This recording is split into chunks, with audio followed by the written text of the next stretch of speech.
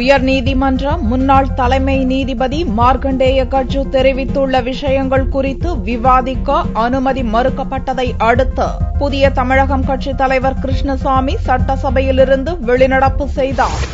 சென்னை உயர்நீதிமன்ற தலைமை நீதிபதியாக இருந்தபோது நீதிபதிகள் நியமனம் தொடர்பாக நடந்ததாக சில கருத்துக்களை மார்க்கண்டேய கட்ஜு வெளியிட்டுள்ளார்.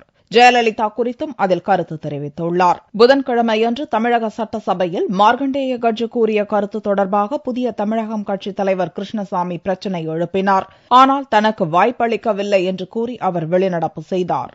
உச்சநீதிமன்றத்திற்கு நீதிபதியாக சென்ற கட்ஜு என்பவர் தான் பதவி வகித்த 7 ஆண்டு காலத்திற்கு பிறகு அந்த நீதிபதியை பற்றி தனது வலைதளத்தில் குறிப்பிட்ட கருத்து குறித்து இன்று அவையிலே நான் பிரச்சனை எழுப்ப விரும்பினேன். அதற்கு அனுமதி மறுத்த காரணத்தினால் இன்று புதிய தமிழகம் கட்சியின் சார்பாக வெளிநடப்பு செய்திருக்கிறேன்.